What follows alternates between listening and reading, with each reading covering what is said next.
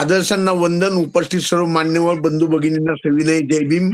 संविधान जागृती देशाची प्रगती अंतर्गत होणाऱ्या विशेष व्याख्यान मालेचे आज आपण 1028 पुस्तक गुंफत आहोत आणि यामध्ये आपण डॉक्टर डी.टी. गायकवाड, आदरणीय डॉक्टर डी.टी. गायकवाड यांची मुलाखत घेत आहोत. डॉक्टर गायकवाडांची मुलाखत आपण का घेत आहोत याचं कारण खरं म्हणजे मी काल विचारायला पाहिजे होतं, पण मी पहिलं त्यांना बोलतं गेलं आणि आज सांगतो त्याच्याबद्दल तुम्हाला. तर त्याचं कारण असं आहे, अतिशय प्रतिकूल परिस्थितीमध्ये आपलं शिक्षण, कॉलेज जीवन वगैरे सगळं व्यतीत केलं, काढलं, यशस्वी नोकरी मिळवली, तिथपर्यंत आपण आलेलो आहोत. पण आपण त्यांची मुलाखत का घेत आहोत त्याचं कारण मी आज तुम्हाला सांगतो. डॉक्टर गायकवाडांनी शालेय जीवनामध्ये, कॉलेज जीवनामध्ये असताना वाचकांची पत्र लिहिली, वर्तमानपत्रातून वेगवेगळे लेख लिहिले, बाबा फुले शाहू आंबेडकर यांच्या विचारावर छोटे छोटे दैनिक प्रभात, दैनिक संध्यानंद, सम्राट अशा नियंत्रकालिकेतून ते लिहित होते. बहुजन महाराष्ट्र होता त्याच्यामध्ये पण ते लिहित होते, लोकनायक मधून पण लिहित होते. असं त्यांनी लेखनाची त्यांची सुरुवात झालेली आहे. ते कसे घडले, काय घडले, त्यांना अतिशय त्यांनी आज आपण एक भाषण केलं किंवा आज आपण एक व्याख्यान दिलं, त्यांची जवळजवळ 100 भाषणं झालेली आहेत आणि त्या 100 भाषणातल्या जवळजवळ 10-12 पुस्तकांवर, भाषणांवर त्यांनी पुस्तकं काढलेली. म्हणजे एखादं भाषण केलं की त्या भाषणामध्ये आपण जो काही पॉइंट बोललं, म्हणजे आता आपलंच उदाहरण घेऊया. आता आपल्या संविधान विश्लेषण समितीवर संत डॉक्टर बाबासाहेब आंबेडकरांचे गुरु संत कबीर, बुद्ध तत्वज्ञानी कबीर असा विषय त्यांना दिला होता. पण बुद्ध तत्वज्ञानी कबीर असा विषय दिला असताना डॉक्टरांनी त्याचं एक पुस्तक काढलं, डॉक्टर बाबासाहेब आंबेडकरांचे गुरु संत कबीर. तर अशाच पद्धतीने त्यांनी नियंत्रकालिकेमध्ये लिहिताना असे जे लेख लिहिले आणि जी काही भाषणं दिली, ह्या भाषणाचं त्यांनी एक एक पुस्तक काढलेले आहे. त्यांचं हे करण्याचं काम आहे की त्यांनी अनेक विहारांना मूर्त्या दान केलेले, गरीब वंचित मुलांना वह्या पुस्तकं वाटप केलेली. ते ज्या परिस्थितीतून गेले त्या परिस्थितीतून जाणाऱ्या मुलाला पुढे त्रास होऊ नये म्हणून त्यांनी शालेय शिक्षणाचा, शालेय साहित्याचा अभ्यास केलेला आहे. ज्या माणसांनी आपण सरकारी नोकरी करत असताना, सरकारी नोकरीत असताना त्यांनी का लिहिलं नाही आणि त्यांनी पुढे एक का लिहिलं, म्हणजे आता रिटायर होण्याच्या आधी 5-7 वर्ष त्यांनी म्हणजे पुस्तकं लिहिण्याचा हा हे केला. तर मी डॉक्टर गायकवाडांना असं विनंती करतो, डॉक्टर गायकवाडांना महात्मा ज्योतिबा फुल फेलोशिप 2003 नवी दिल्लीची 2003 ला भेटलेली, समाजभूषण पुरस्कार 2003 ला कर्वेनगर तर्फे भेटले, कर्वेनगरच्या संस्थेने दिले. समाजभूषण पुरस्कार 2003 अष्टागाठर तालुका जिल्हा धाराशिव. क्रांतीसूर्य महात्मा फुले पुरस्कार 2005 ला भेटलेले. समाजभूषण पुरस्कार 2008 शिवण्यातर्फे देण्यात आलेला आहे. आणि अशोक मित्र पुरस्कार की जे अशोक श्रीमंत देतात तो 2012 साली भेटलेला आहे. समता पुरस्कार 2015 नळदुर्ग तालुका तुळापूर धाराशिव. आणि सत्यशोधक पुरस्कार 2019 एक सत्यशोधक साहित्य संमेलन झालं होतं, आंबेडकरी साहित्य संमेलन. त्या साहित्य संमेलनामध्ये 2000 त्यांना सत्यशोधक पुरस्कार भेटलेला नांदेडला. आणि तिथे जे अध्यक्ष होते ऍडव्होकेट सुरेश वाघमाली, त्यांना आपल्या चॅनलवर बोलवायचे. सरांना वेळ भेटला त्यांना एकदा बोललो तर त्यांचा ऍक्सिडेंट झाला, तरी ते येतील आपल्या इथे. असं त्यांचं अनेक पुरस्कार भेटले. त्या पुरस्कारांची लिस्ट राहिली तर डॉक्टर बोलायचे बाजूला राहतील आणि मीच बोलत राहील. म्हणून मी डॉक्टरना विचारतो की डॉक्टर, तुम्ही 2014 पासून हा लिहिण्याचा वेग वाढवलेला आहे, याच्या मागचं तुम्ही त्याच्यामध्ये का लिहिलं नाही आणि मग 2014 पासून लिखाणाकडे कसे वळालात? सर्वांना सविनय जय भीम. खर तर म्हणजे कालपासून मी माझ्या वैयक्तिक जीवन प्रवास, प्रेरणा आणि लेखन यावर मी बोलत आहे. आणि माझा जो गाव ते शहर किंवा अष्टाकासर ते पुणे यापर्यंतचा प्रवास असा किती खडतर होता नाही का. म्हणजे खाचखळगे होते, त्यातल्या त्रुटी, उणिवा आणि त्यातली जी काही आयुष्यामधली जी काही भगदाडं आहेत ते सांगण्याचा प्रयत्न केला. खरं तर अनेक समस्यांचा उहापोह आपल्याला करता येणार नाही, परंतु कालानुक्रमानुसार किंवा कालमानानुसार तो करता येऊ शकतो. म्हणजे माझे आत्मकथन नीटपणे सामाजिक आणि सांस्कृतिक दृष्ट्या समतोल साधेल असं मला वाटतं. म्हणजे अजूनही मी 1 वर्ष थांबणार आहे आणि त्यानंतर मी माझा जो पुन्हा भरती ओटीचा जो काही प्रवाह आहे तो मी चालू ठेवणार आहे. कारण प्रत्येक माणसाला स्वतःचा एक संघर्ष असतो. आपण कसे घडलो नाही का, जीवनाचा थरार अनुभवतो. म्हणजे ते तसं सांगता येतं. म्हणजे प्रत्यक्ष जगलो, त्यासाठी झुंजलो नाही का, कष्ट केलं, त्यासाठी पुढे जाताना मागे वळून पाहावं लागतं. म्हणजे आपण जसं वाहन चालवताना नेहमी साईडच्या आरशामध्ये मागून कोण येतंय हे जसं पाहतो, तसं काहीसं आपल्या मनुष्य जीवनाचं खरं तर आहे. आणि मी ज्यावेळेस खरं नोकरी करत होतो त्यावेळी मी असा लेख लिहायचो, काही वाचकांच्या पत्रामध्ये लिहायचो आणि मग तो मी असंच म्हणजे 2003 पर्यंत, म्हणजे खरं तर मी 2015ला माझं पहिलं पुस्तक आलं. मग त्याच्याकरता खरं तर मला खूप मोठा संघर्ष हा करावा लागला. कारण पुस्तक तुम्ही का लिहिताय याच्यासाठीच मला खूप मोठा संघर्ष पहिल्या टप्प्यामध्ये करावा लागला. कारण ते पुस्तक मग बहुउद्देशीय नदीखोरे विकास आणि डॉक्टर आंबेडकरांची जलनीती असं पुस्तक खरं तर मी पहिलं पुस्तक प्रकाशित करण्याचा प्रयत्न केला आणि ऑफिसला परवानगी मागितली. तर ऑफिसने त्याच्यामध्ये बऱ्याचशा आचारसंहितेच्या त्रुटी काढल्या, की तुम्ही ग्रंथालय व माहितीशास्त्राचे तुम्ही डॉक्टरेट आहात, तुम्ही इंजिनियर नाही, तुम्ही या विषयावर लिहू शकत नाही. तर मी म्हणालो, मी डॉक्टरेट आहे तर मी कुठल्याही विषयाचं विश्लेषण करू शकतो. मग इंग्रजी असो, हिंदी असो किंवा मराठी असो. म्हणजे त्याच्यात तुम्हाला काय ऑब्जेक्शन आहे? नाही म्हणे, तुम्ही you are not a professional author. म्हणजे तुम्ही काय असं व्यावसायिक करू शकणार नाही. मी म्हटलं, मी व्यवसायासाठी लिहितच नाही, मी पैशासाठी लिहितच नाही. समाज प्रबोधन, त्याच्यामध्ये समाज प्रगल्भ व्हावा, माझ्यासोबत अनेक तरुण देखील ते सशक्त आणि बौद्धिकदृष्ट्या प्रबुद्ध व्हावेत, यासाठीच मी खरं तर लेखन करतोय, असं मी त्यांना समजावून सांगितलं. परंतु ते प्रशासन ऐकलेलं नाही. प्रशासनाने मला जवळ-जवळ 6-7 महिने असा पत्रव्यवहार केला आणि मग शेवटी मी म्हणालो, की बाबा मला परवानगी हवी आणि तुम्ही जर देत नसाल, तर त्याने माझं निवेदन जे रिप्रेझेंटेशन आहे ते मिनिस्ट्रीला पाठवलं. Ministry of water resources, river engineering and Ganga rejuvenation, हे जे दिल्लीला मोठं ऑफिस आहे आणि त्याच्या अंडर जे सेंट्रल वॉटर कमिशन जी बाबासाहेबांनी स्थापन केलेलं आहे, तर त्यांनी त्या सेंट्रल वॉटर कमिशनला रेफर केलं माझं निवेदन.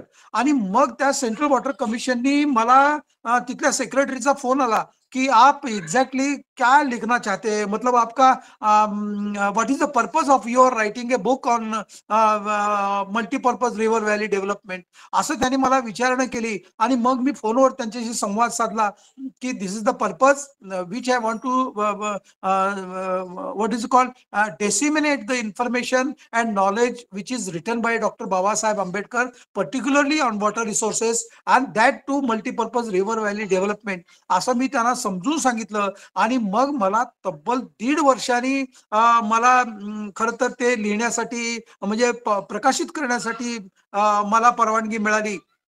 आणि मग मी माझं पहिलं पुस्तक पुण्यातल्या स्वयंदीप प्रकाशनानं, म्हणजे बहुउद्देशीय नदीखोरे विकास आणि डॉक्टर आंबेडकरांची जलनीती, 2015ला मला प्रकाशित करावी लागली.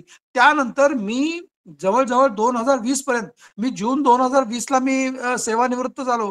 तर या 5 ते 6 वर्षाच्या कालखंडामध्ये मी जवळ-जवळ सुमारे 10 पुस्तकं खरं तर मी सटासट अशी ती प्रकाशित केली. कारण माझ्याकडे सगळं त्याचा स्ट्रक्चर, त्याचा डेटा, त्याचा हस्तलिखित, त्याचं म्हणजे त्याचा उपोद्घात आणि उपसंहार, ज्याला म्हणजे प्रस्तावना आणि समारोप, हे सगळं माझ्याकडे होतं. सगळा डेटा तयार होता, सगळं चॅप्टरायझेशन तयार होतं. आणि मग पुस्तक एकानंतर एक म्हणजे मी खरं तर मला सांगावं लागेल की बहुउद्देशीय नदीखोरे विकास जलनीती या पुस्तकानंतर डॉक्टर बाबासाहेब आंबेडकरांचं तत्वज्ञान व आशय विश्लेषण, जलतज्ञ डॉक्टर बाबासाहेब आंबेडकर असा औरंगाबादच्या डॉक्टर आंबेडकर नॉलेज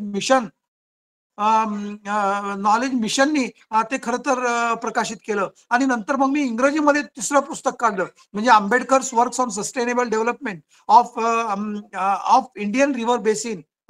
ते स्वयंदीपनीच प्रकाशित केलं. खरं तर या इंग्रजी पुस्तकाच्या जवळजवळ 3 प्रती, 3 आवृत्त्या खरं तर निघाल्या. आणि डॉक्टर बाबासाहेब आंबेडकरांचं तत्वज्ञान असे विश्लेषण याच्या 2 आवृत्त्या खरं तर निघाल्या. आणि बहुउद्देशीय नदी खोरे विकास आणि आंबेडकरांची जलनीती या पुस्तकाच्या 2 आवृत्त्या निघाल्या. म्हणजे 2 आणि 2 4 आणि या पुस्तकाच्या 3, अशा जवळजवळ 3 पुस्तकाच्या म्हणजे 7 आवृत्त्या खरं तर त्या कालखंडामध्ये निघाल्या. आणि मग त्यानंतर मी शतकोत्तर आंबेडकरी विचार, शेतकऱ्यांचे बाबासाहेब, आठवणींच्या पाऊलखुणा आणि भरती ओहोटी अशी पुस्तकं खरं तर मी लिहून डॉक्टर आंबेडकर का जलचिंतन अशी पुस्तकं मी एकानंतर एक प्रकाशित केली. कारण मला परमिशनच मिळत नव्हती. मग ज्यावेळेस मला परमिशन मिळाली तर मी असे एकानंतर एक पुस्तकांचे म्हणजे पुस्तकं मी लिहायला सुरुवात केली. आणि मग ती पुस्तकं प्रकाशितही झाली. म्हणजे आता जवळजवळ मी म्हणजे माझ्याकडे 24 पुस्तकं म्हणजे शेवटचं जे पुस्तक आहे माझं म्हणजे डॉक्टर बाबासाहेब आंबेडकरांचे गुरु संत कबीर आणि आंबेडकर म्हणजे भारतीय म्हणजे जलसंस्कृती आणि आंबेडकरांचा जलसमाजवाद अशी पुस्तकं शेवटची मी प्रकाशित केली. आणि या अनुषंगानं खरं तर माझं काम हे निरंतर असं लेखन कार्य खरं तर चालू आहे. आपण हे सर्व झालं, यानंतर डॉक हे तुमचं 2015ला जे पुस्तक आलं, डॉक्टर बाबासाहेब आंबेडकर बहुउद्देशीय नदी खोरे विकास आणि डॉक्टर आंबेडकरांची जलनीती. 1992 साली जन्मशताब्दी वर्षामध्ये सेंट्रल वॉटर रिसर्चनी एक पुस्तिका काढली होती. त्यामध्ये माधवराव चित्तनी फक्त एक 4 बोटाच्या ओळीचं एक हे लिहिलं होतं, doctor Babasaheb Ambedkar contribution in water research, एवढं दिलं होतं. त्यानंतर आपण ह्या म्हणजे आपण ह्या डेटा कलेक्शनसाठी धावलो होतो. पण 2003 साली ज्यावेळी अस्मिता साहित्य संमेलनामध्ये नागपूरच्या विद्यापीठाने जे काही पुस्तक काढलं होतं त्याच्यामध्ये एक डेटा भेटला होता. म्हणजे तुम्ही त्याचं एक तुम्हाला एक पुस्तक भेटला की तुम्ही त्याला शोध घेत गेला, तर त्या तुम्हाला पुस्तक मी आणून दिलं आणि त्या पुस्तकावर तुम्ही ते लिहिलं. यानंतर तुम्ही त्याचा पूर्ण डेटा तयार केला. तो डेटा तुम्हाला doctor Babasaheb Ambedkar writing and the speech मध्ये भेटला. त्यानंतर तुम्ही ते लिहित गेला. लिहिल्यानंतर त्याचं व्यवस्थित मांडणी केली आणि हे प्रकाशित झाली. पण त्यानंतर तुम्हाला ह्याबद्दल त्रास झाला होता असं मला वाटतं. कारण त्याआधी डॉक्टर सुखदेव थोरात यांनी doctor Babasaheb Ambedkar contribution in water research असं एक त्यांनी पुस्तकच काढलं होतं. आणि त्या पुस्तक तर त्यांना असं वाटलं की माझ्या पुस्तकाची कॉपी जशी तशी केली की काय. तर तुम्हाला काय त्रास झाला? खरं तर माझं ज्या वेळेस मी ते एक लेख मी खरं तर अस्मितादर्शमध्ये प्रकाशित केला होता, त्यावेळेस गंगाधर पानतावणे सर जिवंत होते. आणि मग त्यावेळी मी पानतावणे सरांशी फोनवर संवाद साधला आणि तो लेख मी पाठवला. आणि म्हणजे अस्मितादर्शमध्ये माझा लेख म्हणजे डॉक्टर बाबासाहेब आंबेडकरांचं जलनीती क्षेत्रामध्ये योगदान असा लेख प्रकाशित झाला. आणि तो लेख वाचल्यानंतर खरं तर डॉक्टर सुखदेव थोरात हे आपल्या युजीसी म्हणजे युनिव्हर्सिटी ग्रांट कमिशनचे ते चेअरमन होते. आणि ते नुकतंच पुण्यामध्ये इथे आले होते. आणि मग त्यावेळी मी खरं तर लायब्ररी सायन्स मध्ये पीएचडी करत होतो. त्या साधारणतः 2003-4 ची गोष्ट आहे ही. म्हणजे तर त्यावेळी त्यांनी विचारणा केली की हे डॉक्टर डी.टी. गायकवाड हा कोण माणूस आहे. तर तो काय म्हणजे बंगालचा आहे का. कारण त्यांना वाटलं की एक माधव गायकवाड म्हणून एक आर फाउंडेशन मध्ये काम करत होते. तर त्यांना वाटलं की मी आर फाउंडेशनचा म्हणजे कर्मचारी आहे.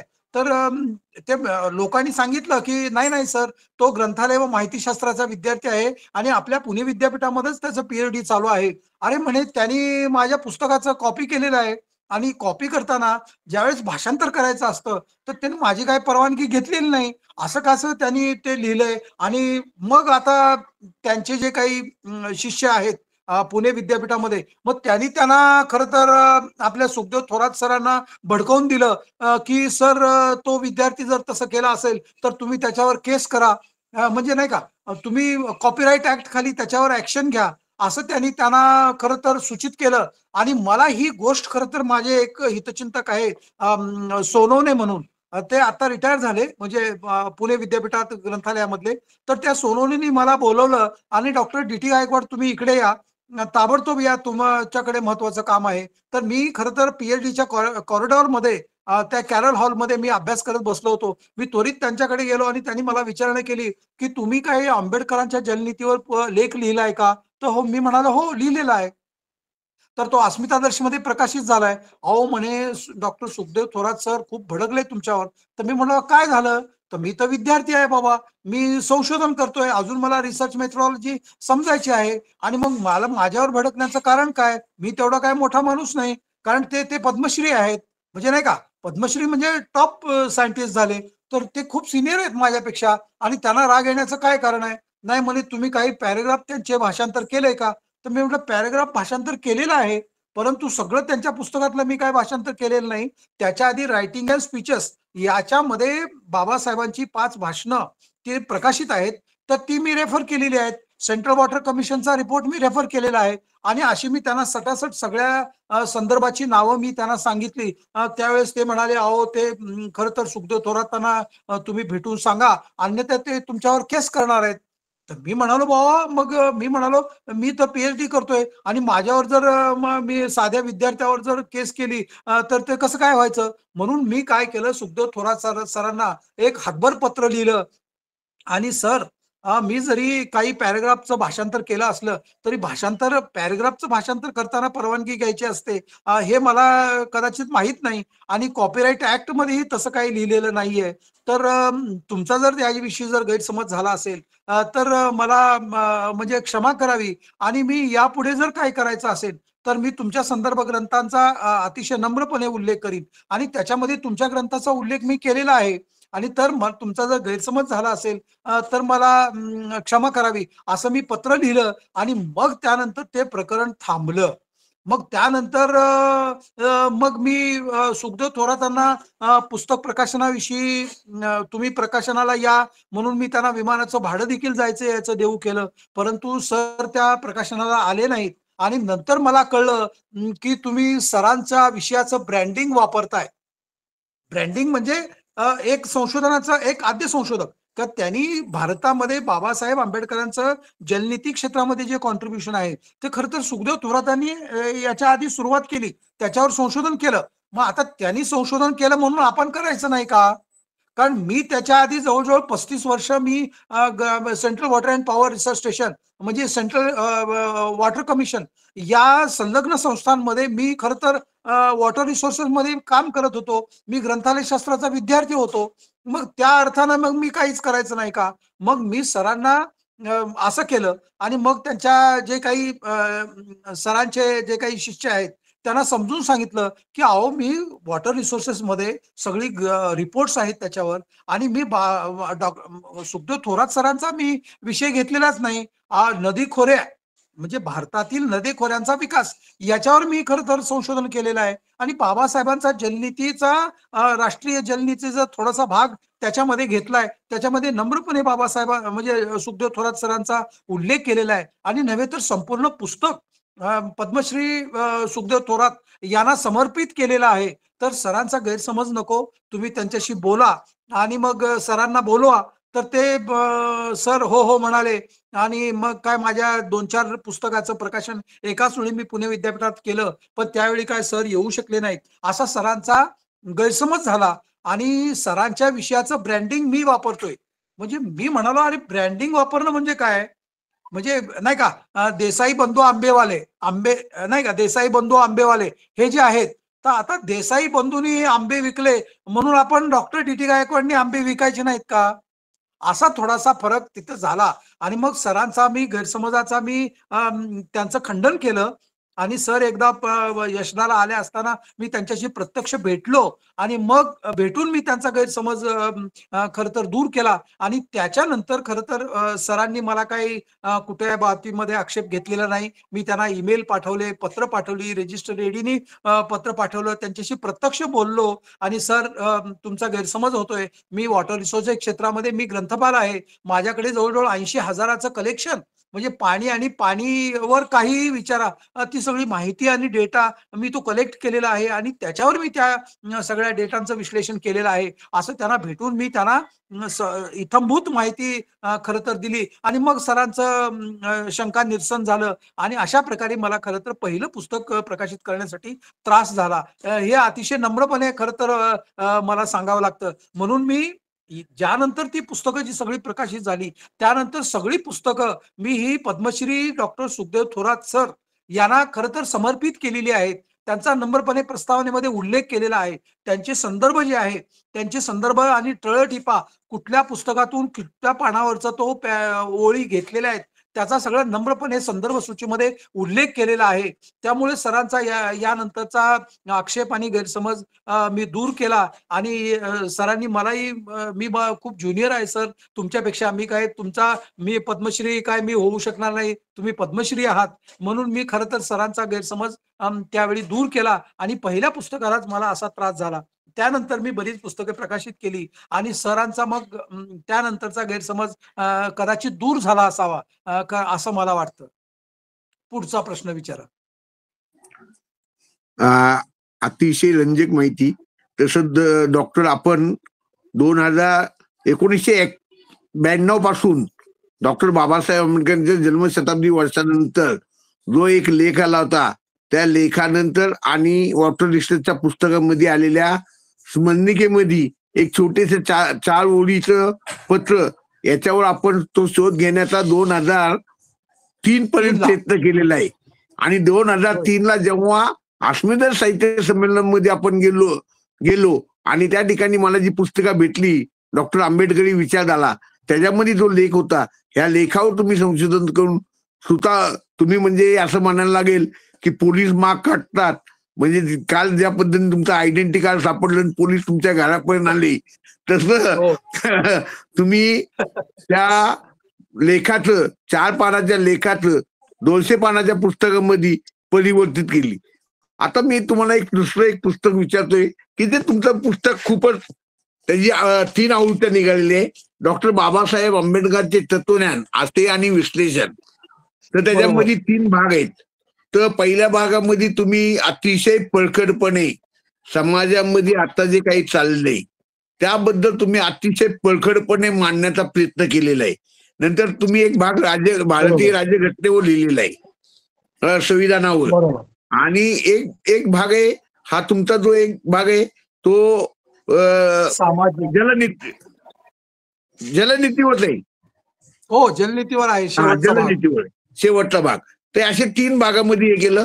तर ह्या पुस्तकामध्ये जो विषय भेटला तुम्हाला, पहिल्या भागामध्ये तुम्ही समाजाला जे काही उपहारात्मक सांगितलं की त्याच्यात तुम्ही एक वाक्य पण लिहिलेले की डॉक्टर बाबासाहेब आंबेडकरांना डोक्यावर घेऊ नका, तर डोक्यात घ्या आणि लोक वाचतात.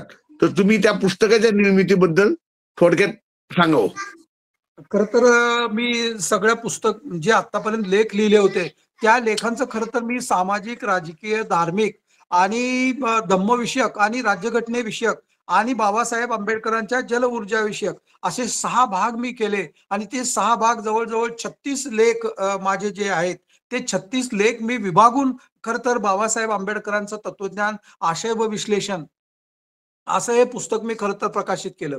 कारण खरं तर मी म्हणजे पूर्वीपासनं म्हणजे बुद्ध, फुले, शाहू आंबेडकर माझी उपास्य आदर्श राहिलेले आहेत. कारण त्यांचे विचार आणि त्यांची कृती हे माझे आदर्श राहिलेले आहेत. म्हणजे खरे तर बाबासाहेब आंबेडकरांच्या साहित्यिकांना बाबासाहेब आंबेडकरांनी एक संदेश खरं तर तुम्हाला आठवत असेल बाबासाहेबांनी दिला. नागपूर येथे एक विदर्भ साहित्य म्हणजे संघामध्ये बाबासाहेब भाषण करत होते नागपूरला. त्यावेळेस त्यांनी सांगितलं की त्यांनी साहित्यिकांना उद्देशून एक असा संदेश दिला होता की तुम्ही उदात्त जीवनसत्व आणि सांस्कृतिक मूल्य आपल्या साहित्य प्रकारामधून म्हणजे सकृत करा, नाही का? म्हणजे तुम्ही प्रदर्शित करा. आपलं लक्ष आकुंचित करू नका, मर्यादित ठेवू नका, म्हणजे ते विशाल बनवा. आपली वाणी चार भिंतीच्या आत राखू नका, तिचा विस्तार होऊ द्या. आपली लेखणी प्रश्नापुरती किंवा तुमच्या स्वतःच्या प्रश्नाकरता मर्यादित ठेवू नका किंवा बंदिस्त ठेवू नका. ती त्याच्या खेड्यापाड्यामध्ये अंधार दूर करेल असं त्या लेखणीमध्ये परिवर्तित करा. म्हणजे आपल्या देशामध्ये उपेक्षितांचं, दलितांचं, वंचितांचं असं एक खूप मोठं जग आहे, हे विसरू नका. म्हणजे त्यांचं दुःख, त्यांच्या व्यथा हे नीट समजून घ्या आणि साहित्याद्वारे त्यांचं जीवन उन्नत करा आणि त्याच्यासाठी झटा. असं त्यात खरं तर बाबासाहेब, त्यातच खरी मानवता आहे असं बाबासाहेबांनी साहित्यिकांना उद्देशून म्हणजे म्हटलं आहे. त्यामुळं मी खरं तर का लिहितो आणि ह्या साहित्याची गरज का आहे या प्रश्नाचं उत्तर खरं तर बाबासाहेबांच्या या संदेशामध्ये तुम्हाला खरं सापडेल. आणि हा संदेश मला नेहमी कृतिशील बनवतो, म्हणजे विचार प्रचोदक बनवतो. म्हणजे एक सहकारी माझं म्हणजे काल परवाच मी त्यांना फोन केला होता की त्यांचं वय वर्ष 75 आहे. ते म्हणाले आता लिहून काय उपयोग आहे, म्हणजे एक पुस्तक आपण प्रकाशित करायचं खर्च किती येतो, म्हणजे कोण छापणार, म्हणजे इत्यादी प्रश्न त्यांनी मला असे उपस्थित केले. आणि आपलं साहित्य आणि पुस्तक कोण वाचणार, म्हणजे आपण आता लिहिल्यानंतर मग असं त्यांनी मला प्रश्न केला. तर मी त्यावर विचार केला की बाबा तुम्ही याच्यावर तुम्ही लिहावं, वाचावं, त्यावर विचार करावा असं मला वाटतं. आणि कोणी थेट लेखक असा होऊ शकत नाही. म्हणजे कोणताही मनुष्य सतत दीर्घोद्योग, नाही का, दीर्घ उद्योग केला आणि किंवा पराक्रमी किंवा बुद्धिमान असा होऊ शकत नाही. म्हणजे कोणीही उपजत म्हणजे जन्मताच तो बुद्धिमान नसतो, पराक्रमी निपजू शकत नाही. म्हणजे आपलं हे आता जे वय झालेलं आहे की मी आता काय उपयोग असा विचार न करता दीर्घोद्योग व कष्टानेच यश प्राप्त होऊ शकतं, हे आपण नेहमी ध्यानात ठेवावं असं मी त्यांना काल परवाच म्हणजे बोलत होतो. तर या अंगानं खरं तर मला पुस्तक लिहिण्याची प्रेरणा मिळाली आणि मग माझं जे बाबासाहेब आंबेडकरांचं तत्वज्ञान आशय व विश्लेषण हे पुस्तक पुढे प्रकाशित झालं.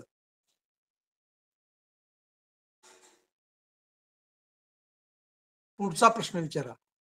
हा, डॉक्टर बाबासाहेब आंबेडकरांबद्दल सर्व साहित्यिक लिहितात. सर्व साहित्यिकांनी डॉक्टर फुले, शाहू आंबेडकर यांच्यावर लिहिलेले. पण तुम्ही एक विषय खूप वेगळा हाताळला आहे. तो विषय असा आहे, शेतकऱ्यांचे बाबासाहेब. तर म्हणजे नेहमी आपले साहित्यिक आणि विचारवंत लिहितात, फुले, शाहू आंबेडकर, बुद्ध यांच्यावर लिहितात. तर आपण साहित्य विचारवंत म्हणजे याच्यातून तुमचं समजतं की तुमचं वाचन किती चौफेर आहे आणि कसं आहे. तर तुम्ही शेतकऱ्यांचे बाबासाहेब या विषया कसे वळाला? ते खर तर 2019ला म्हणजे त्यावेळी शेतकऱ्यांच्या विदर्भामध्ये प्रचंड आत्महत्या व्हायच्या, म्हणजे होत होत्या. आणि असा तो डेटा विदर्भातून अनेक शेतकऱ्यांनी आत्महत्या केल्या नापिकीमुळे, कर्जबाजारीपणामुळं, आणि अशा आत्महत्या होत होत्या. त्यावेळेस मी असा विचार केला की अरे जगाचा पोशिंदा म्हणजे बाबासाहेब आंबेडकरांनी जमिनीचं राष्ट्रीयकरण करा किंवा जमिनीला एक शेतीचं उत्पादन नव्हे तर एक इंडस्ट्री म्हणून त्याच्याकडे बघा, शेती उत्पादन संस्था म्हणून बघा, म्हणून बाबासाहेबांनी संदेश दिला होता. तर हे शेतकरी असे बाबासाहेबांचा संदेश का वाचत नाहीत, म्हणजे त्यांना शेतकऱ्यांचे बाबासाहेब माहीत काय नाहीत का, म्हणजे नाही का. म्हणजे शेतकऱ्यांसाठी बाबासाहेबांनी 1932ला खूप मोठा मोर्चा काढला. म्हणजे त्यावेळेस स्वतंत्र मजूर पक्ष होता, त्यावेळी बाबासाहेबांचे 9 आमदार खरं तर निवडून आले होते. आणि बाबासाहेबांनी त्या क्रांतिसिंह नाना पाटला बरोबर खरं तर एक 32,000 शेतकऱ्यांचा मोर्चा हा मुंबई विधानसभेवर घेऊन गेले होते. तर हे लोकांना माहित नाही का, त्यांनी बाबासाहेबांचे विचार का ऐकत नाहीत. म्हणजे शेतकऱ्याविषयी बाबासाहेबांनी एवढं लिहून ठेवलेलं आहे. म्हणजे जमीन, जल, जंगल, जमीन, जनावर, ही जैवविविधता, ही खरं तर ही म्हणजे तिथल्या आदिवासी लोकांची, ही कष्टकरी लोकांची आणि शेतकऱ्यांची आहे. तर त्याचं खरंच समन्यायी वाटप करा. म्हणजे म्हणून यासाठी बाबासाहेबांनी शेतकऱ्यांसाठी खूप मोर्चे काढले. त्यांना तुम्ही खरं तर म्हणजे सामूहिक शेतीचे प्रयोग करा, जमिनीचं राष्ट्रीयकरण करा, या जमिनीचे तुकडे खरे गरीब शेतकऱ्यांना वाटून द्या आणि ते निपजण्यासाठी किंवा ते म्हणजे नांगरण्यासाठी किंवा ते त्याची मशागत करण्यासाठी शेतकऱ्यांना शासनाने शेतीची अवजारं द्यावी, त्यांना बिया द्याव्यात आणि त्यांचा विमा उतरवावा, असं बाबासाहेबांनी इतकं प्रचंड काम त्यासाठी केलं होतं. आणि मग यासाठी या अंगानं मी खरं तर शेतकऱ्यांचे बाबासाहेब हे पुस्तक मी त्यावेळी लिहिलं आणि लिहिण्याची प्रेरणा मला मिळाली. आणि विशेष म्हणजे त्या पुस्तकाचं म्हणजे आपले डॉक्टर अनिल गजभिये यांनी खरं तर म्हणजे खूप मोठं खूप मोठं काम केलं आणि ते खरं तर ते पुस्तक नंतर आलेलं आहे, हे आपल्या ध्यानात येईल. म्हणजे शेतकऱ्यांचे बाबासाहेब म्हणजे किसानो का आंदोलन. कारण त्यावेळी त्या हरियाणाच्या शेतकऱ्यांचं खूप मोठं आंदोलन चालू होतं आणि ते शेतकरी दिल्लीकडे कूच करत होते आणि हरियाणाच्या बॉर्डरवरच त्यांना रोखलं गेलं आणि बरेच शेतकऱ्यांचे म्हणजे त्यांना हाणामारी झाली आणि पोलिसांनी त्यांना बेदम मारहाण केली आणि या शेतकऱ्यांच्या प्रश्नावर खूप मोठा प्रचंड वादंग निर्माण झालं होतं. आणि त्यावेळी डॉक्टर अनिल गजभियेंची कन्या की जी अस्मिता गुजर म्हणून आहे, ती हरियाणा गुरगावमध्ये सध्या त्या स्थित आहे आणि ती हिंदीची प्राध्यापिका आहे. तर त्या प्राध्यापिकेनी म्हणजे शेतकऱ्यांचे बाबासाहेब या पुस्तकांचं म्हणजे भाषांतर हिंदीमध्ये केलं आणि ते हिंदी मधलं पुस्तक सम्यक प्रकाशन नवी दिल्लीच्या सम्यक प्रकाशननी प्रकाशित केलं आणि त्या शेतकऱ्यांच्या आंदोलनामध्ये माझी पुस्तकं खरी डिस्ट्रीब्यूट करण्यात आली.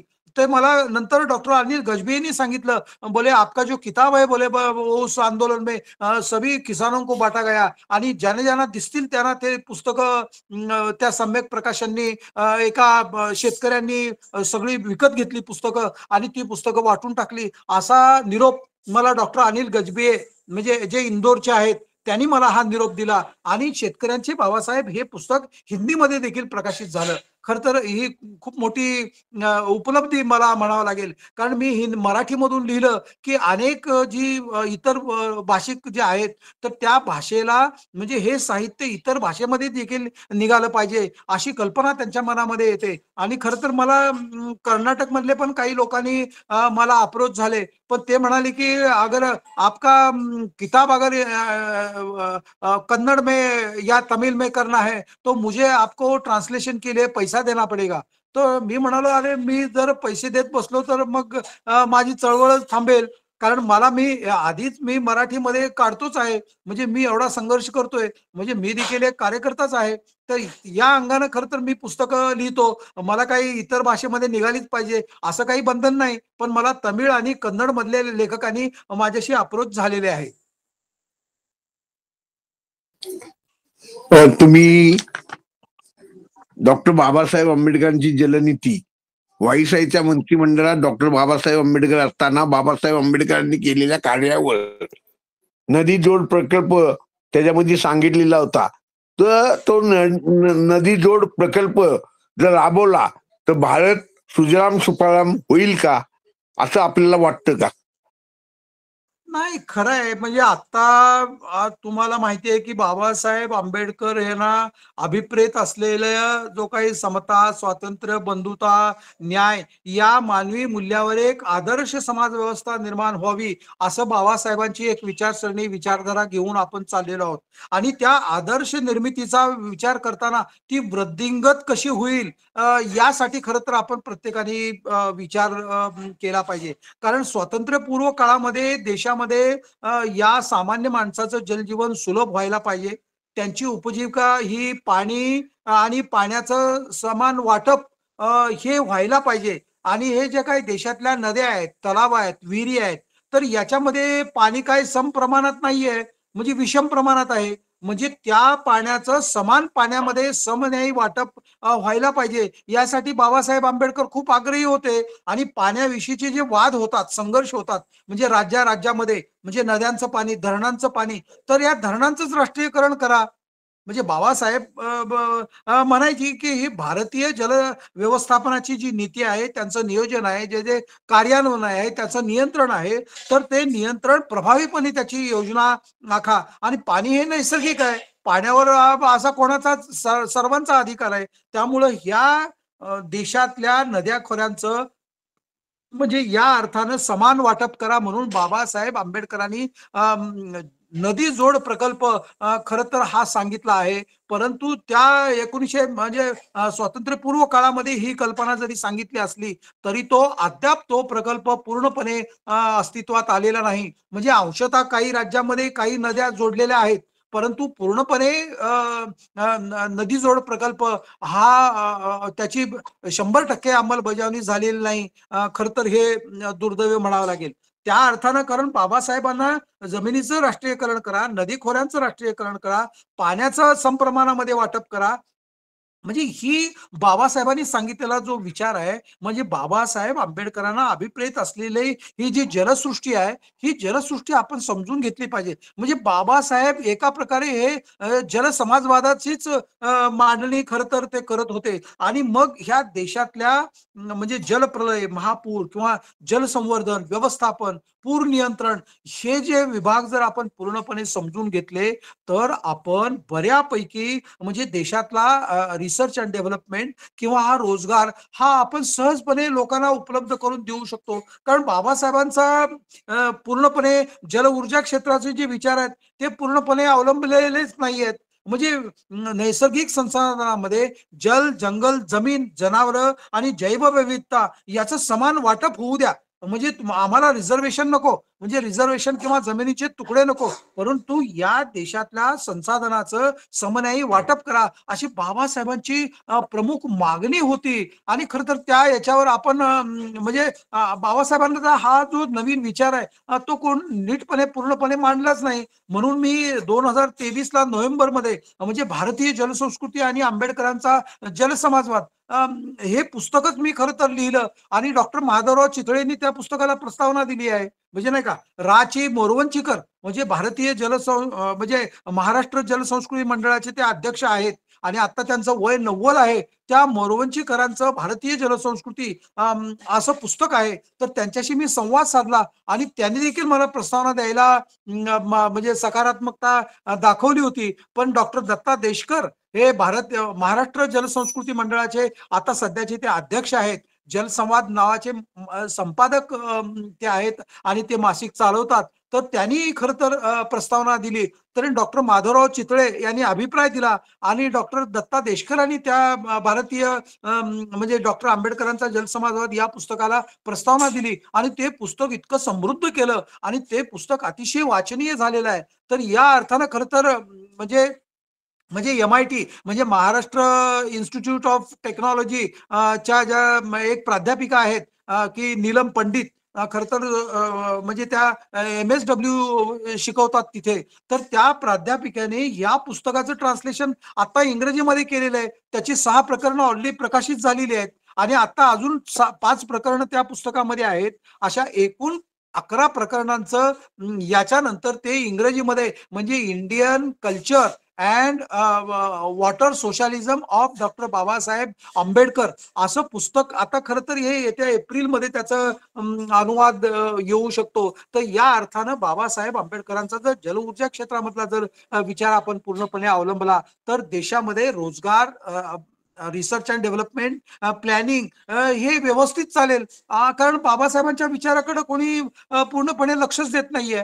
म्हणजे आता म्हणजे बाबासाहेब आंबेडकरांना अभिप्रेत असलेली लोकशाहीच दाबून टाकण्याचा प्रयत्न चालू आहे. तेव्हा बाबासाहेब आंबेडकरांचा जलऊर्जा क्षेत्रातल्या संपूर्ण कार्यावर केव्हा अंमलबजावणी करतील हे खरं तर हा खूप मोठा लॅकुना किंवा उणीव ही आपल्या आंबेडकर चळवळीची म्हणावी लागेल. कारण बाबासाहेबांनी पूर्णपणे त्यांचा विचार हा अजून त्यांनी अवलंबलाच नाही.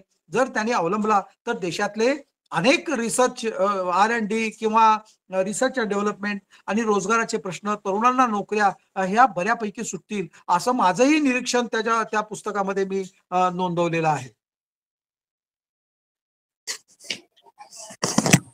डॉक्टर, आपण डॉक्टर बाबासाहेब आंबेडकरांनी जसं 100 वर्षापूर्वी सांगितलं होतं किंवा 80 वर्षापूर्वी सांगितलं होतं, त्या पद्धतीने विचारवंत हा असतो, हा पुढच्या 100 वर्षाचा विचार करणारा करत असतो. 100 वर्षानंतर काय होईल याच्यावर विचार मांडत असतो. ते कसं घडणार, काय घडणार, पण त्या पद्धतीने घडत असतं.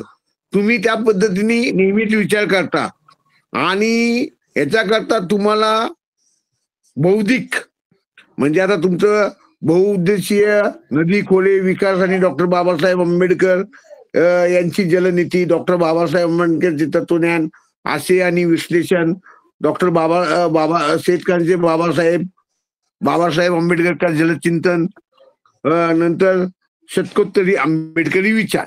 आता तुम्ही शतकोत्तरी आंबेडकरी विचारांमध्ये लोकांना उद्बोधित करण्याचं किंवा प्रबोधन करण्याचं एक महत्वपूर्ण कार्य त्या शतकोत्तरी आंबेडकरी विचार पुस्तकात केलेले आहे.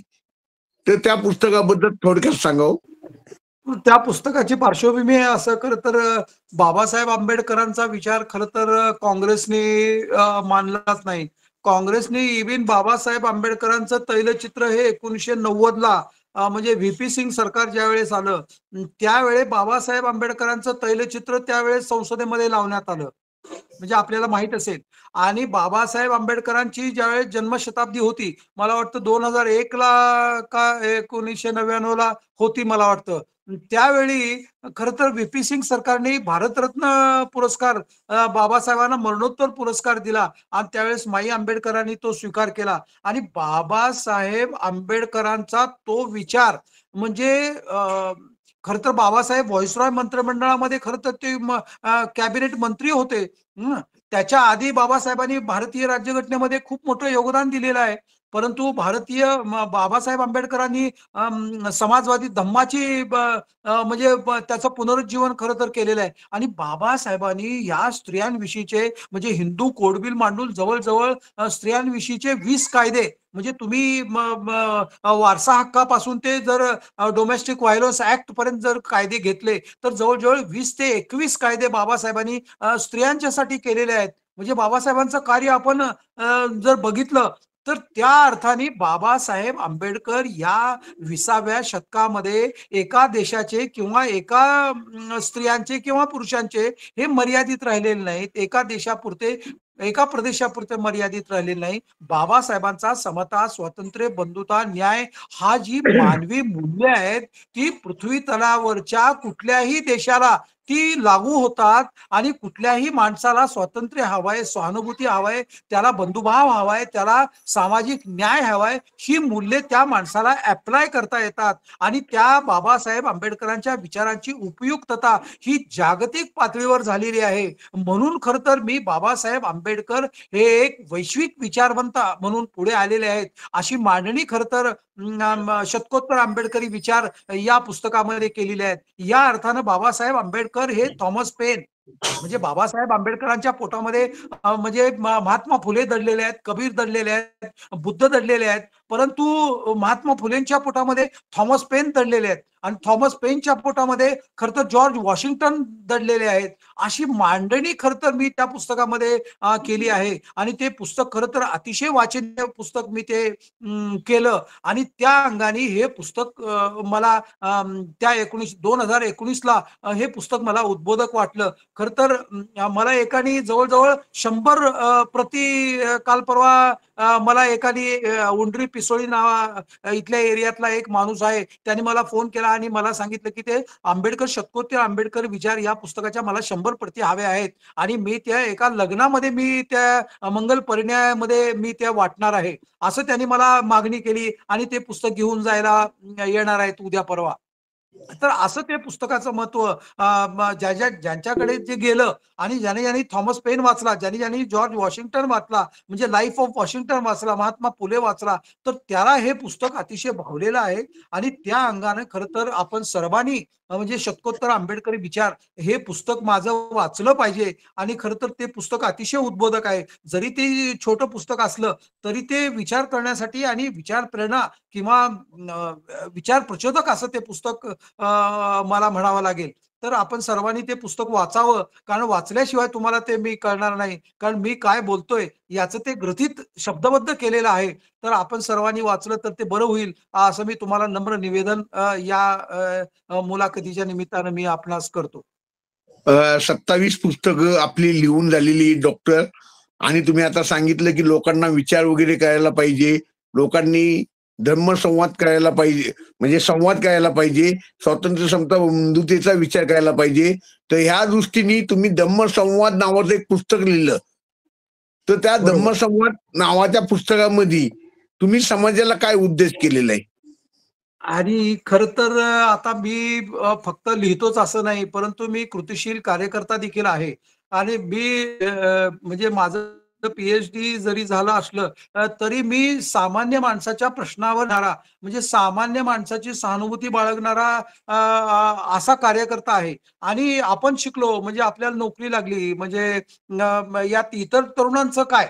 म्हणजे आपण गाडी घेतली म्हणजे मोठं घर मिळालं, पण इतर तरुणांना नोकऱ्याच नाहीत. त्यांना घर नाही, त्यांना रोजगार नाही. त्यांचं काय? या प्रश्नाला मी खरं तर प्रत्येक वेळी मी व्यथित झालेलो आहे. आणि त्यासाठी त्यांना शैक्षणिक प्रेरणा आणि प्रोत्साहन मिळावं यासाठी मी अष्टाकासाला येतं. खरं तर तुम्हाला खरं तर यावर प्रश्न तुम्ही विचारायला पाहिजे. खरं तर भारतरत्न डॉक्टर बाबासाहेब आंबेडकर वाचनालय आम्ही 1998 ला एक पहिलं युनिट आम्ही खरं तर तिथं सुरू केलं. म्हणजे इतर तरुणांना देखील त्याचा वापर व्हायला पाहिजे. तरुणांनी देखील ते ज्ञान संपादन केलं पाहिजे. मग सध्या त्या ग्रंथालयामध्ये जवळ-जवळ 6,000 ग्रंथसंख्या आहे आणि ते वाचनालय स्थित आहे. एक ग्रंथपाल आणि एक शिपाई तिथं कार्यरत आहे आणि दरवर्षी या वाचनालयाला शासकीय अनुदान मिळतं आणि ग्रॅज्युएट विद्यार्थ्यांसाठी वाचनाची आवड निर्माण व्हावी आणि शिकून मोठं व्हावं, ते एक ज्ञानाचं भांडार खरं तर आम्ही ते पहिलं युनिट तिथे उभा केलेलं आहे. या ग्रंथालयामध्ये खरं तर शैक्षणिक, सामाजिक, सांस्कृतिक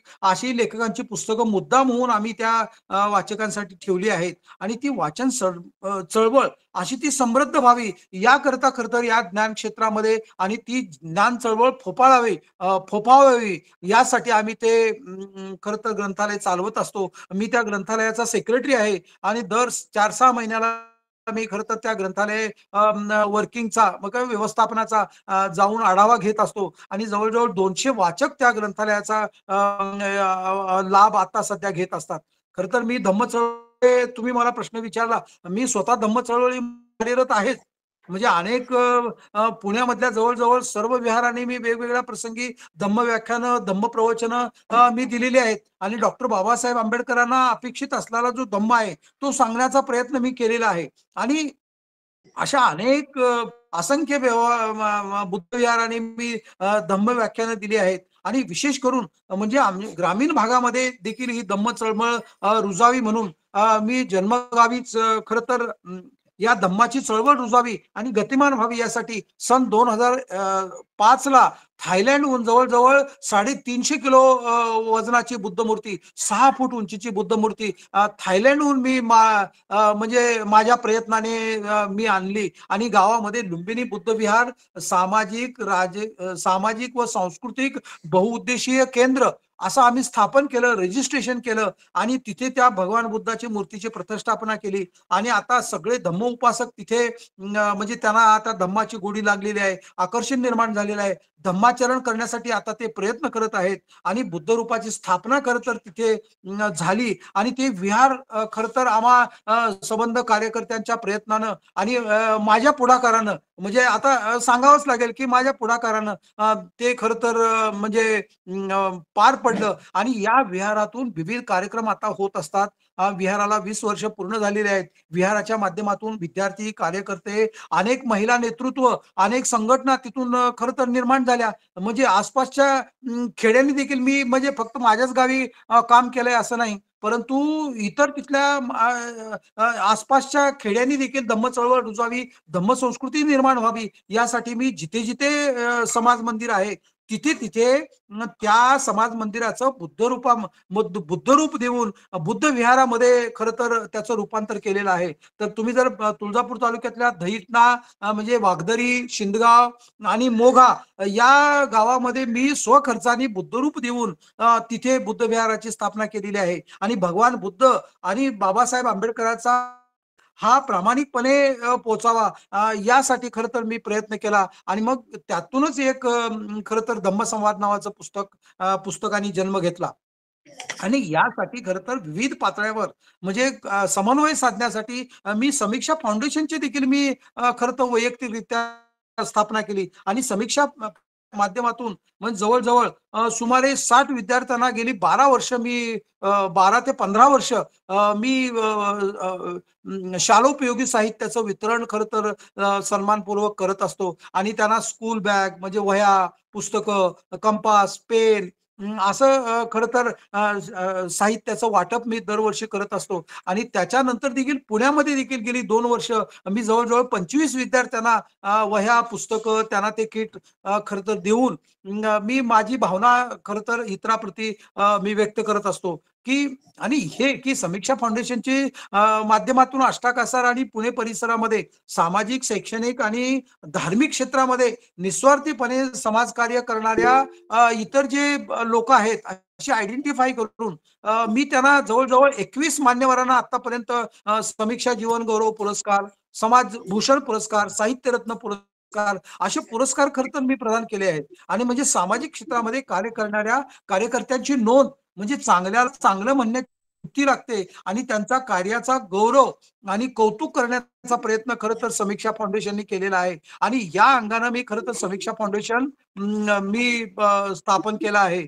आणि यातूनच खरं तर मग धम्म चळवळीची गोडी लागली. आणि मग मी खरं तर मी तुम्हाला अजून सांगतो, की 2022ला अष्टाकासार येथे म्हणजे माझे वडील तुकाराम गोविंद गायकवाड यांच्या स्मरणार्थ म्हणजे एक दिवसीय आंबेडकरवादी साहित्य संमेलन मी एकट्याने भरवलं होतं. जवळ-जवळ 1500 लोकांनी त्या संमेलनाचा खरं तर लाभ घेतला होता. आणि संपूर्ण गावामध्ये म्हणजे 5वी ते 10वीच्या विद्यार्थ्यांनी विविध वेशामध्ये महापुरुषांच्या वेशामध्ये म्हणजे ग्रंथदिंडी काढली होती. आणि ते ग्रंथदिंडी अतिशय लक्षणीय आणि अतिशय लक्षवेधी खरं तर ठरली होती. आणि संपूर्ण गावानी खरं तर माझं त्यावेळी कौतुक केलं होतं. आणि मी म्हणालो, की बाबासाहेब आंबेडकरांचा, महात्मा फुलेंचा विचार हा संपूर्ण गावामध्ये म्हणजे रुजावा यासाठी हे पहिलं आंबेडकरवादी साहित्य संमेलन घेणारा कदाचित मी माझ्या गावी मी एकटाच आहे. याच्यानंतर साहित्य संमेलन म्हणजे असं होईल की नाही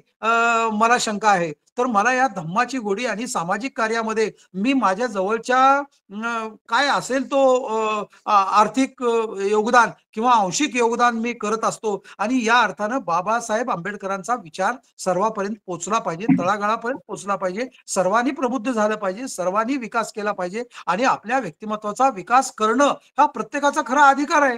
पण ज्यांनी जो उपभोगलेला आहे, जे बाबासाहेब आंबेडकरांचं नाव घेऊन मोठे झालेले आहेत किंवा आरक्षणाचा फायदा घेऊन मोठे झालेले आहेत, तर त्यांनी खरं तर बाबा इतरांकडे पाहिलं पाहिजे. या अर्थानं खरं तर माझं काम हे इतरांनी देखील त्याचं अनुकरण करायला पाहिजे, असं मला स्वतःला वाटतं. तुम्ही लक्षात घ्या, हे लेखन करणं एवढं सोपं नाही. लेखन करताना वाचन, चिंतन, मनन करावं लागतं. हे मनन करणं आणि वाचन करणं, लेखन करणं, तासनतास एका ठिकाणी बसणं आणि लेखन करणं एवढी सोपी गोष्ट नाही. तर तुम्हाला एवढी ऊर्जा कुठून मिळते? खर तर बाबासाहेब आंबेडकर म्हणजेच ही खूप मोठी ऊर्जा म्हणजे नाही का माझ्यामध्ये आहे. माझा स्वतःचा जवळ-जवळ 2 ते 2,500 ग्रंथाचा ग्रंथसंग्रह म्हणजे माझं स्वतःची ग्रंथालय माझ्या घरामध्येच आहे. आणि प्रत्येक पुस्तकाचं शीर्षक मी दररोज डोळ्यांनी बघत असतो. आणि ते पुस्तक काढून हाताळत असतो. ती पुस्तकं काढणं, ती स्वच्छ करणं, त्यांची कपाटामध्ये व्यवस्थित मांडणी करणं. कारण ती पुस्तकं मी ओपन ॲक्सेसच ठेवलेली आहे. म्हणजे ती पुस्तकं तुम्ही आली की सरळ तुम्हाला उघड्या डोळ्यांनी दिसतात अशीच ठेवलेली आहे. ती कपाटात बंद केलेली नाहीत किंवा त्याला काच लावलेली नाही. ती पुस्तकं ओपन ॲक्सेस म्हणून मी अशी खरं तर प्रदर्शनासाठी नव्हे, तर ती मला दिसण्यासाठी म्हणून मी ठेवलेली आहेत. आणि म्हणजे मी आता ग्रंथालयाचाच ग्रंथालय एक अधिकारी होतो. त्यामुळे मला ग्रंथालय एका ठिकाणी बसून ग्रंथ विश्लेषण करण्याची, ग्रंथ बघण्याची, ग्रंथाचं वर्गीकरण करण्याची, ग्रंथाचं तालिकीकरण करण्याची आणि ग्रंथाचं फलकारोपण करण्याचं ह्या सगळ्या ज्या तांत्रिक क्रिया आहेत, म्हणजे एखादं पुस्तक कसं वाचावं, how to read a book technically असं एक ग्रंथालय माहितीशास्त्रामध्ये खूप मोठा टॉपिक आहे. तर त्या टॉपिकनुसार म्हणजे म्हणजे एखादं 200 पानाचं पुस्तक म्हणजे तुम्हाला 200 पानं काही न वाचता त्याचं टेक्निकली रिडिंग कसं करायचं हे मला म्हणजे मला माहिती आहे. त्यामुळं मी एखादं पुस्तक जर एक दोन तास चाललो तर त्या पुस्तकामधला जो आशय आहे, त्याचं जे काही विश्लेषण आहे किंवा त्याच्यामधले जे काही डिटेल्स आहेत, ते डिटेल्स मी तुम्हाला एका म्हणजे अशा बरेच पोस्ट मी खरं तर लिहिलेल्या आहेत. म्हणजे Facebookवर माझा ग्रंथाशिवाय दुसरा काही माझा Facebookवर पोस्ट नसतेच. म्हणजे हे पुस्तक वाचा, त्या पुस्तकामध्ये हे आहे, त्या पुस्तकामध्ये या लेखकाने केलं आहे. या अंगानं मी प्रत्येक लेखक वाचत असतो. प्रत्येक पुस्तक हे वाचत असतो आणि प्रत्येक लेखक वाचल्याशिवाय कारण प्रत्येक लेखक हा खरंच समाजाचा आरसा आहे. म्हणजे आपण साहित्य समाजाचा आरसा आहे म्हणतो, तर मी तर म्हणतो की लेखक हा समाजाचा आरसा आहे. कारण तुम्हाला जर समाज बघायचा असेल, तर तुम्ही लेखक वाचा. तर तुम्हाला लेखकच समजला नाही, तर पुस्तक कसं समजणार? यासाठी तुम्ही प्रत्येक लेखक हे वाचायला पाहिजे. प्रत्येक लेखकाची ओळख करून घेतलं पाहिजे.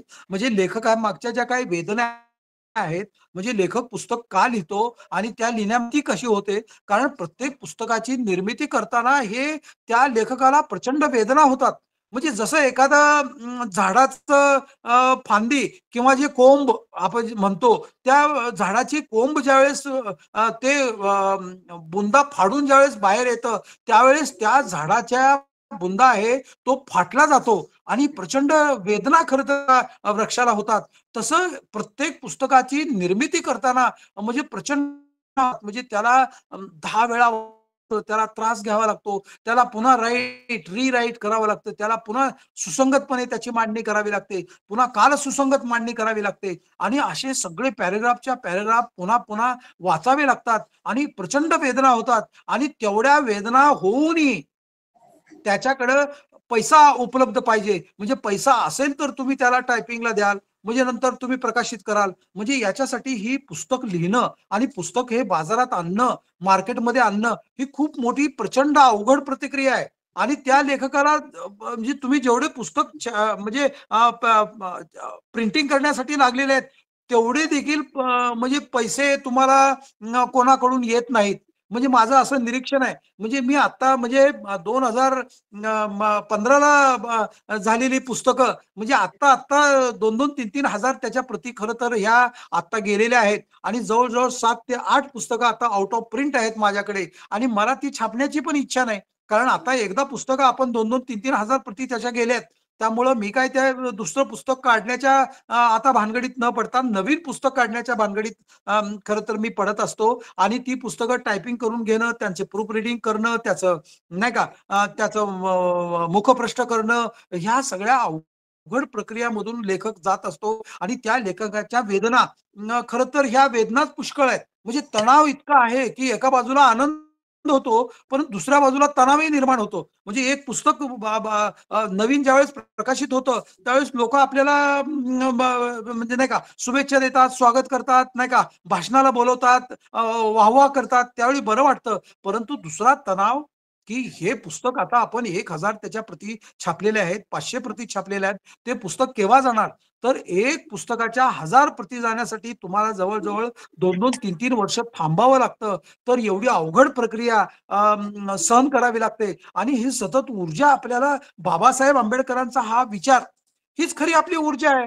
धम्माचा विचार हीच खरी आपली ऊर्जा आहे. म्हणजे पुन्हा बाबासाहेबांचं चरित्र 50 वेळा, 10 वेळा म्हणजे इतका वेळा वाचत जाऊन बाबासाहेबांच्या सगळ्या तारखा, त्याचे वर्ष, त्याच्या प्रसंग, घटना ह्या आता मला तोंडपाठ झालेल्या आहेत. म्हणजे तुम्ही जर मला विचाराल, तर याच्यासाठी बाबासाहेब आंबेडकरांची ही एकमेव ऊर्जा खरं तर माझ्यामध्ये आहे आणि त्या ऊर्जेमुळेच खरं तर मी लेखन, वाचन आणि संशोधन कार्य खरं तर करत आहे, असं मला नम्रपणे आपल्याला सांगावं लागेल. आपण आपली ऊर्जा म्हणजे डॉक्टर बाबासाहेब आंबेडकर आहे. आपण समाजासाठी मुलांना वह्या पुस्तकं वाटप केलेली, गरीब मुलांना हे दिलेले, बुद्ध वह्या पुस्तकं दिली, विहारांना बुद्ध मूर्त्या दिल्या, वेगवेगळ्या ठिकाणी कार्यक्रम घेतले, त्या कार्यक्रमाची रूपरेषा केली. तर अजून समाजाला काही अपेक्षा आहे का, की डॉक्टर गायकवाडांनी आपल्यासाठी काय करावं आणि तुम्ही पुढे भविष्य काळात काय करणार? नाही आता म्हणजे अपेक्षा तर अशी असते, ज्यावेळेस मी माझ्या गावी जातो त्यावेळेस तिथल्या लोकांना असं वाटतं की यांनीच पैसे खर्च करावेत, यांनीच कार्य करावं. यांना काय झालंय नाही का, त्यांना म्हणजे पगार मिळतो, आता काय पेन्शन मिळते, असं लोकांच्या अपेक्षा असतात की तुम्हीच करत राहावं, त्यांनी काहीच करू नये, म्हणजे आम्हीच करायचं आणि दुसऱ्यांनी काहीच करू नये. अशी भावना खरं तर मी माझी म्हणजे बारीक निरीक्षण करताना खरं तर माझ्या लक्षात आली, की लोकांना असं वाटतं, की तुम्हीच करत राहायला पाहिजे. म्हणजे त्यांना काय वाटत नाही, की त्यांनी करायला पाहिजे असं काही नाही. म्हणजे असं मी त्यांना उद्युक्त करतो, प्रज्वलित करतो, परंतु त्यांना वाटतं, की तुम्ही करत राहावं असं. तर माझे आता यापुढचं जे माझं प्लॅनिंग आहे, की मी माझ्याकडं इतकी ग्रंथसंपदा साठीचं मटेरियल हे तयार आहे. तुम्ही जर माझ्या मागे बघितलं, तर एवढी पुस्तकं आहेत आणि मी लिहून ठेवलेल्या सगळ्या नोट्स, सगळी भाषणं, भाषणाचे मुद्दे, म्हणजे एका-एका भाषणाच्या मुद्द्यावर मी एक-एक पुस्तक क्रिएट करू शकतो. इतकी प्रचंड मटेरियल माझ्याकडे आहे आणि संदर्भही माझ्याकडे आहेत. म्हणजे 2500 जी पुस्तकं माझ्याकडे आहेत सुमारे, म्हणजे अंदाजे 2500 पुस्तकं माझ्याकडे आहेत. तर प्रत्येक पुस्तकाचे संदर्भ मी जर 4-4 एक 60-60 पुस्तकांचा एक-एक ग्रंथ मी अजूनही लिहू शकतो आणि याच्यावर खरं तर मी अजून जोपर्यंत आपल्यामध्ये म्हणजे आपल्या डोळ्याला दिसतं, आपले हातपाय चालतात आणि जोपर्यंत आपला मेंदू चालतो तोपर्यंत मला लिहिण्याची प्रचंड इच्छा आहे आणि मी लिहित राहणार असं मला वाटतं. म्हणजे मी म्हणजे अजून मी लिहितच राहावं असं मला वाटत असतं आणि मी प्रचंड लेखन करतो, वाचन करतो आणि संशोधन कार्यासाठी जे खरी ऊर्जा मला सध्या तरी आहे. याच्यानंतर म्हणजे वयोमानानुसार तो खरं तर तो वेग थोडासा मंदावेल किंवा नाही का, परंतु हा बाबासाहेबांचा विचार प्रत्येकापर्यंत गेलाच पाहिजे. ही प्रामाणिक आणि अतिशय कळकळीचं माझं आहे. कारण मी माझ्या स्वार्थासाठी लिहित नाही किंवा मला पैसे मिळावेत, मला नाही का मला लोकांनी बोलवावं ह्या अशा अहंकारासाठी किंवा माझ्या महत्त्वासाठी मी लिहित नाही. परंतु प्रत्येकाने वाचन समृद्ध झालं पाहिजे, प्रत्येकाने प्रबुद्ध झालं पाहिजे. याच्यासाठी बाबासाहेबांचा विचार आणि बाबासाहेबांची पुस्तकं ही वाचली पाहिजे. याच एकमेव आंबेडकरी विचाराने मी खरं तर प्रभावित झालेलो आहे. डॉक्टर गायकवाड, आपण काल आणि आज आलात. आपली दीर्घ मुलाखत घेतली गेलेली आहे. आपण केलेलं कार्य, आपण प्रतिकूल परिस्थितीतून आलात, सरकारी नोकरी मिळवली, क्लास 1 ऑफिसर झालात. पुढं आपण गेल्या 2015 पासून पुस्तकांची निर्मिती केली आणि त्या पुस्तका निर्मिती करण्यामागे तुम्हाला बाबासाहेब आंबेडकरांची ऊर्जा आणि प्रतीक तुमच्याकडून आम्ही काहीतरी शिकायला पाहिजे, तुमच्याकडून आम्ही काहीतरी घ्यायला पाहिजे, हा आमचा तुमची मुलाखत घेण्याचा हा आमचा स्वार्थ येतोय. कारण आम्ही तुम्ही जे काही सांगताय याच्यातून हे आता आज जवळजवळ 40 परिवारांनी ऐकलेलं आहे. 40 परिवाराचं 4 म्हणलं तर 160 मुलांनी ऐकलं. याच्यात मुलं आहेत. या सगळ्यांनी ऐकलं आणि आपलं जर अनुकरण केलं आणि आपल्यापासून जरी काही प्रेरणा घेतली तर आपली मुलाखत घेतली असं मला सार्थ योग्य वाटतं. आपण आलात, आपला बहुमोल वेळ दिलात, त्याबद्दल जय भीम, धन्यवाद. धन्यवाद.